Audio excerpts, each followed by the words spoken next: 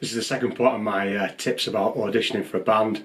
The actual day of the audition itself, the actual when you get down to the scary bit. In my last video I talked about the preparation for the audition, the bit where you've spoke to the band, you've found out where you're going to play, what you're going to play. I'll put a link to that one down below. So all that preparation should have been done by now, and these are hopefully a few things that I can share with you to help you out on the actual day itself.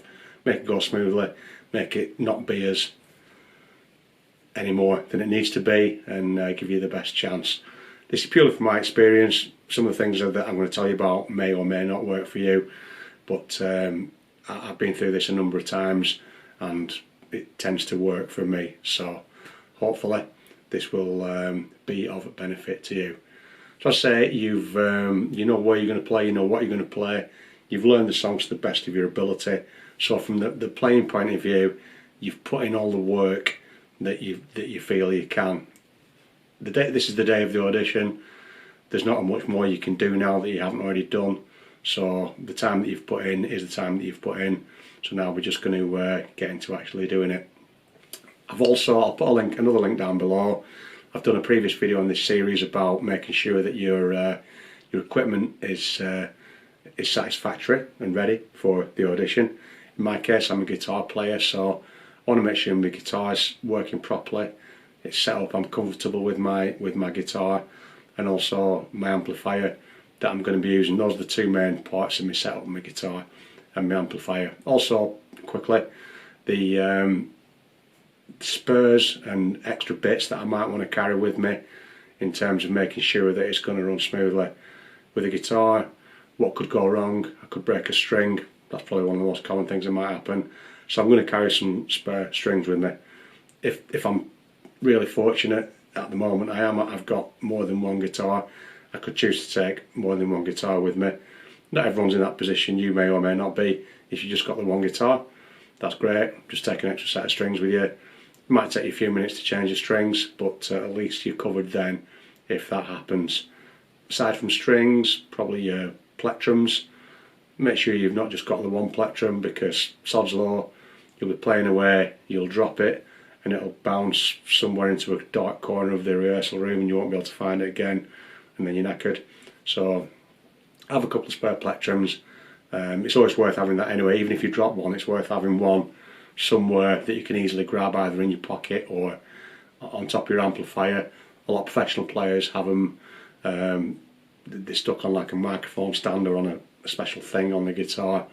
You might not be in a position to be doing that at this minute, but it's worth having a couple just to hand on a table or whatever, just so if the worst happens you can just pick up another one. In terms of, you could go, a professional musician will have 2 or 3 spare sets of everything, so they'll have loads of guitars, amplifiers, they'll have people looking after it for them, so they won't have to worry too much about that. You're not going to be in that position. What else could go wrong? A cable, perhaps your guitar cable between your amp and your guitar. It's worth having a spare one of those maybe. If you use effects pedals, distortion pedal, chorus, delay, reverb pedals, tuner pedals, the floor effects pedals that you see musicians playing with on the floor, quite often they're powered by batteries, the 9-volt rectangular style batteries. Quite often it's worth carrying some spare batteries just in case your battery goes. So you've got more or less all bases covered there. The band themselves will probably have a few extra bits of spares and things, cables and things that they might want to lend you, but just from presenting yourself, it just looks a bit more professional and you look like you've took it more seriously if you've got at least those basic things that you can actually look after yourself if something does go wrong with the spares. So those are the 2 easy things: your equipment and your preparation up till now in terms of learning the songs and the music for the rehearsal. What most people find the scary bit is actually preparing yourself to do it, particularly if it's your very first time. There's no way around it. You're going to more than likely be nervous. Some people are, some people just take to it like a duck to water. But for me, certainly, I found it quite a scary experience. Most people that I speak to, and I know, early days, the first or second or third rehearsals, auditions, gigs, until you get used to it, there's that bit of stage fright, there's that anxiety.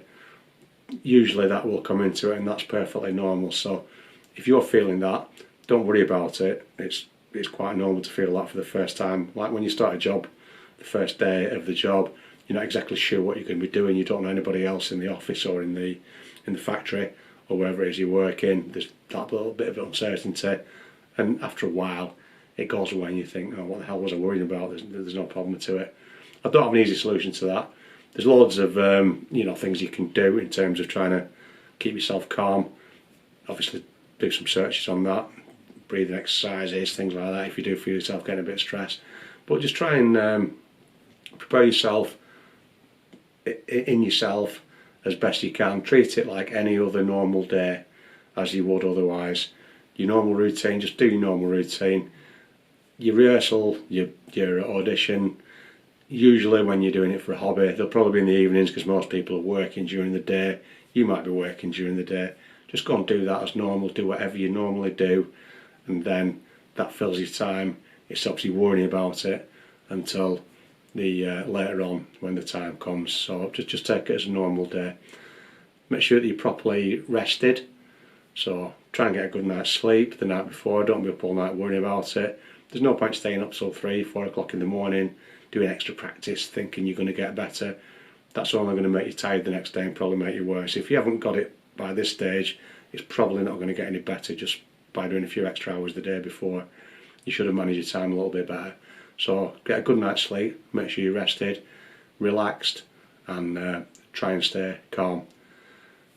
Another thing is be comfortable in yourself when you go to the audition. So you see bands on, professional bands that it's not just the music, they dress in certain ways, and the way that they appear, they might wear outfits and have their hair done. I don't have my hair done, but have the hair done and things like that, certain ways. Don't worry about that for your audition. You're just going to play the music. Wear whatever you're comfortable in. You know, I'd just go in like a t-shirt or jumper like this, slack pants, training shoes, just comfortable, easy clothing that I just feel myself in to do the job. I'm not going to get dressed up specially for the sake of a private rehearsal or a private audition, because that's just another distraction when I don't need that distraction. Once you get in the band, if you do get in the band and you want to do a gig and look a certain way and mess with that later, you can do that later. But for now, just be comfortable in yourself, in your appearance, and just be yourself the way that you present yourself. Preparation, apart from your musical equipment, what else do you need to take with you? Well, when I've rehearsed with bands, normally we do it for sometime between 2, 3, 4 hours at a time, so good chance you might get thirsty. Take a bottle of water or drink with you. Make sure that you've got everything you need there so that you're not going to be uncomfortable. You might be doing a lot of talking, they might be asking you questions. You're nervous, your throat might go dry, your mouth might go dry. So just take some water or your favourite drink with you. Don't be taking beers and stuff with you.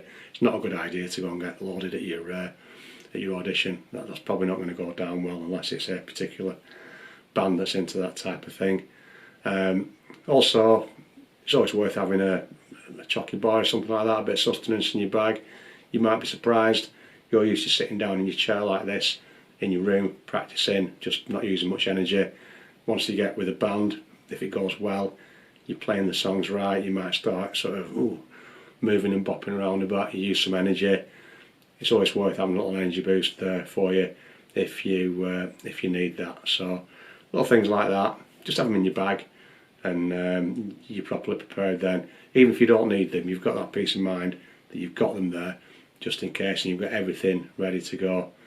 Finally, in terms of your own stuff that you might need, make sure that you've got the basics to take care of yourself. If you normally use glasses to read or operate with, take your glasses. Don't try and be something that you're not. Just do as you normally do.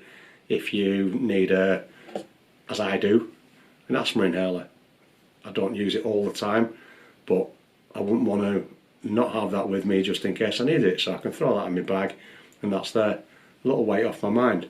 So I've got everything that I need to have, so I can concentrate on actually playing my music and not worry about the other things.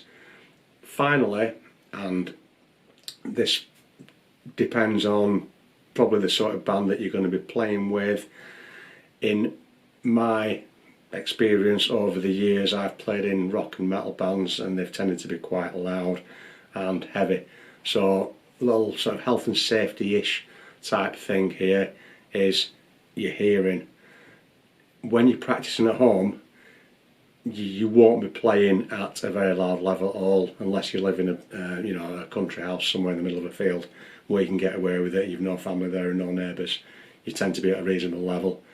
The very first time I played with a band, I was absolutely astonished at how loud the experience was with playing with a drum kit, an acoustic drum kit. That they can't turn that down.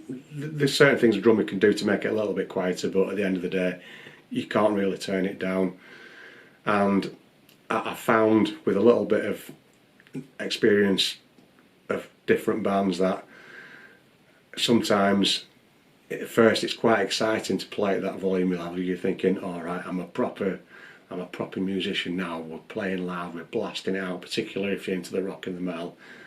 But be mindful of your hearing. I would recommend taking some ear protection with you, in terms of just some basic the cheapest little, you see the little yellow squishy earplugs. Have some of those in your bag, because you don't know till you get there. You might find it painfully uncomfortable. There's a few times where I found it that, because I've done it enough times, and it's been a hobby for a long time for me.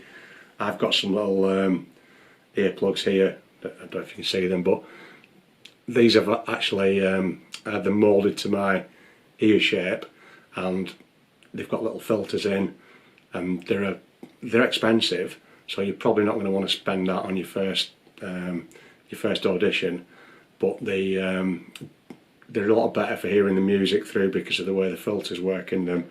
The little yellow things, sometimes they can make it sound a little bit different. So on the topic of that, maybe have a practice with those beforehand if you know that the band you're going to be playing with, if you're auditioning for like a heavy metal, death metal, thrash metal band or something like that, the chances are it's going to be loud. Even if you can't crank it up at home, have a practice with the earplugs in, and put some earphones on and turn the earphones up louder than what you'd normally have them, so you can still hear it, and then you get used to actually having the earplugs in. Don't worry about turning up and the other guys in the band saying, oh, he's a bit of a softie who wears earplugs. That's fine. I'd rather be a softie and wear earplugs than damage my hearing, because you don't get it back once you damage it and you get tinnitus and other hearing problems. You're not going to get that back. So just be careful of the volume that you're going to experience, and perhaps be prepared for that. So you've got all your stuff in your bag. Now you've driven to the place. You're going to meet them. In general terms, treat the experience like a job interview. Just the basic rules that you would normally apply to yourself when you're attending a job interview. So remember, it's a two-way process. You're probably giving it thinking, will they like me? Am I going to be good enough? Or all those type of thoughts in your head. But it's not just they're auditioning you, you're also auditioning them. It might be that you get there and you find that it's not really what they described it to be. Maybe they made themselves out to be at a higher level or a better quality than what they actually were. Just because it's your first audition, you might not be a low level player. You might have been playing for a few years and then just suddenly decided to go for a band, so you might find that you're at an equal or higher musical level than them, and that doesn't suit you. So don't forget that you're auditioning them just as much as what they're auditioning you, just the same as when you go for a job. You want to make sure that it works for both of you. It's not just them looking down on you with a microscope and you're the subject of attention. So always remember that it's a two-way process. Same example of the job interview. Be on time. That's the golden rule, isn't it? Don't be rocking up late, because if you're late for your audition, they'll be thinking, well, what if he's late for rehearsals? What if he's late for gigs? And again, turning it round, they should be on time as well. If they tell you to be there at 7 o'clock, 8 o'clock, if you're there and they're not, then think about that. Is that their professionalism? So everyone should be there on time for the audition. Be polite, expect them to be polite and professional. There's no reason not to be. You and them want to make it work, so you've got every excuse to try and make it fit together.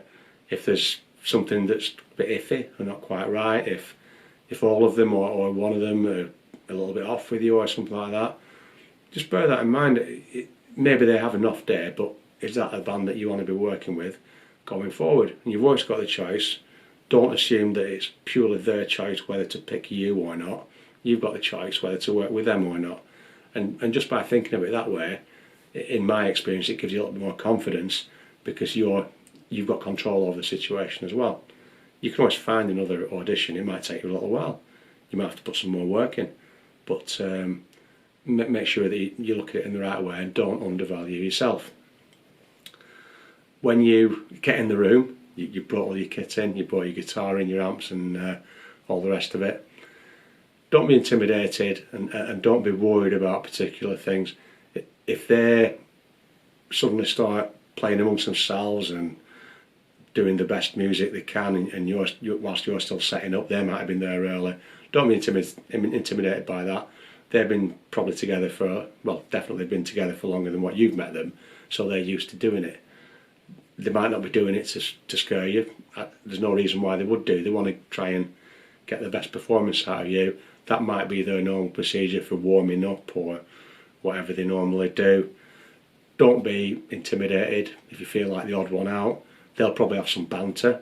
They'll be talking about what happened at rehearsal last week or the last gig they did, or they might be friends outside of the band and be talking about stuff that you've no idea about. It's not to put you off or to make you feel like the outsider. It's what normally happens in a group of friends when a newcomer comes in, and same when you go for a job as well. You'll take your time to get up to speed with the interpersonal part of getting to know people as well. So don't be scared about that, and definitely don't be worried about if you walk in and they've all got super high quality expensive stuff that's more expensive than your stuff and your guitar. Nothing to worry about that. We've talked about that before in other videos. It's what you do with the instruments and things that count. If they've been doing it for years and years and they're quite serious about doing it, playing with gigs and maybe doing whatever bands do, they might have thought it worthwhile spending a bit of extra money and getting a higher level of kit. You might just be starting out. You don't know if you're going to be playing with bands or anything like that.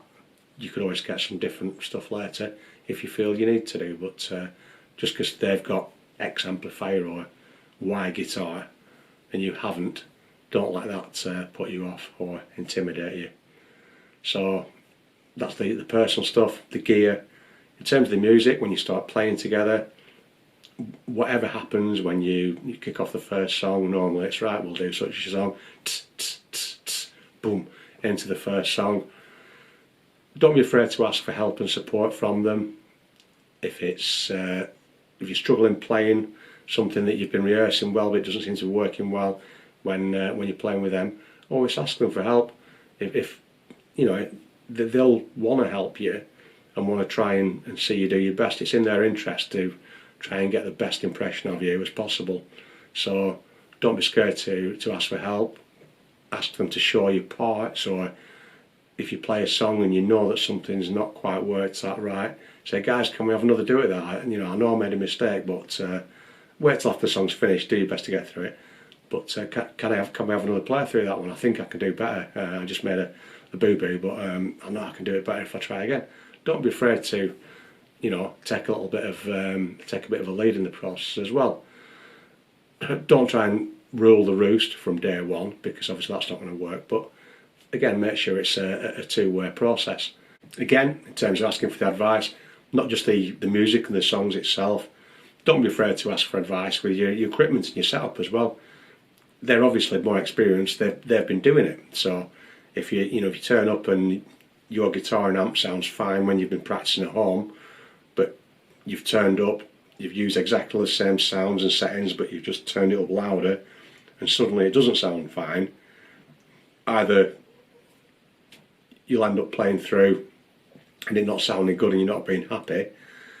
One of the guys, I mean, particularly if there's another guitar player, I'm talking about from my guitar player's perspective, if there's a more experienced player who's used to playing at the louder levels and setting up with the band, he might actually come over and say, have you tried doing this, have you tried doing that? It might help you a little bit. Or don't be afraid to ask him, just say, your guitar sounds really great, how do you get it to sound like that? Just be pleasant, be polite about it, and 99 out of 100 times they're going to help you, because why would they not? Even if they don't want to hire you for the band, people aren't normally horrible. They'll want to help you, get a leg up and learn something from them. They're probably quite flattered actually that you're making positive comments about them. So don't be afraid to ask them for help about the music or your gear and how it's set up. Even little things like you suddenly getting one thing that you will get when you're playing distorted guitar in metal bands, you turn the volume up, is controlling the feedback, that squealing sound you sometimes get through microphones. A lot of that determines on where you stand in the room in relation to your amplifier. You've no way of knowing that until you've had a go at it and experienced it. The guys that have done it before will know how that works, how close they can get to their amp. They might want to use the feedback, they might want to move closer to the amp for an effect, or they might not. So all the aspects of playing, not just the hands-on, but the gear as well, get help from them. So you've done your best at the audition, however it's gone for you, however you feel it's gone for you, and the night's coming to an end. What's going to happen from there? Well, it's unlikely that they'll tell you on the day whether or not they want to keep going with you, because for one reason they might be auditioning a number of other musicians as well. If they only rehearse once a week and they're auditioning 3 musicians, it's going to take them a month, more or less, to audition all 3 musicians, one at each rehearsal, before they can make a decision. They're probably going to want you to pack your stuff up and go away, and then they can have a chat amongst themselves and talk about you without you hearing them, and as a band make a decision what they think about you. That's perfectly normal.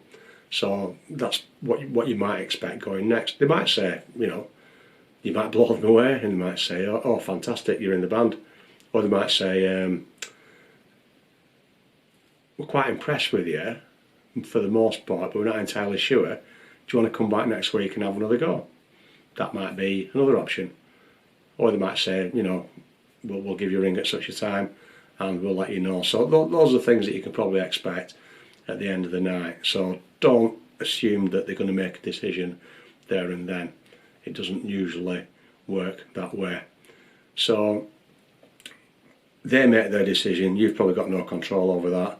Worst case scenario literally is you've decided you really like the experience, you like the band, you like the music, you enjoyed yourself, you want to be in the band.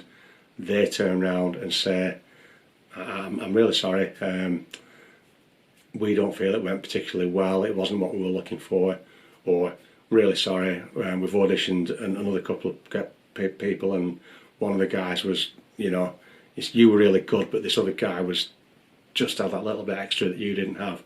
In either case, you haven't made it. That's the worst sort of outcome if you wanted to be in the band. It's nothing to worry about, it's not the end of the world. Take it on the chin, you go to another audition, you try again, and you learn from that experience, because the next time you go to an audition, you know exactly what to expect. You've been through it once, so you've got that experience up there in your head. Secondly, if they do tell you that you're not successful when perhaps you wanted to, you felt like you wanted to be with that band, don't be afraid to ask them for a little bit of feedback as well, just the same as what I said before about the job interview. Sorry, it wasn't really what we were looking for. We found someone better, whatever the reason is. Okay, no worries. Well, thanks for giving me the chance to audition for you. Would you mind giving me a little bit of feedback, because I do want to play in a band. I'm serious about where you feel that I could improve if I was to have another audition. Now, they might say, oh, well, no, you were just crap. Very unlikely. I can't say I've ever met anyone that's that callous to be like that. They might say, well, it was your playing basically. You know, you were sloppy. Your chords were your chords were sloppy. Your timing was out of time, and X, Y, and Z. It's not nice to hear that, but at least then you know. They might say your playing was really good, but we were looking for someone that had a bigger amplifier and looked a bit more professional. Okay, no problem. You can worry about that next time you go for an audition. They might say, oh, your playing was good, everything was brilliant, but speaking to you, we just didn't really get along, and we need to really get along as a band. That's another reason. So whatever it is, try and get some feedback that's going to help you next time, and don't worry about whether you were successful or not. They might turn around and say, that was really great response. We've auditioned another couple of players. You were the best one, and we want you to join the band. So you're probably excited. You probably think, oh yes, I've made it. I'm a rock star. And don't forget the two-way process thing. Go back to your own thoughts, your reflections. Is it what you want as well? You might be tempted, if it's your first band, your first audition, to do it anyway, just to be part of it and get the experience. But do take time to think whether it's what you want as well, and ideally think about that in advance. It's probably not a good look if they ring you back in a couple of weeks after auditioning the other guys and offer you the position, and you think, oh, well, let me think about it. Once you've done the audition, take a little bit of time to take stock of yourself and think, okay, if they are to offer me this position, am I going to want it? Have I got any concerns? If they say, do you want to join the band? Am I going to say yes? Am I going to say, I'm interested, but I've got a couple of questions I want to ask? Or are you going to say no? If you know that you're going to say no, the best thing to do is don't wait for them to ring them and say, thanks for auditioning me. I didn't have a good feeling about it. It's probably not for me. I just wanted to let you know so I'm not wasting your time. It comes back to that courtesy again. So let them know, because you want them to let you know. Whichever way it goes, enjoy.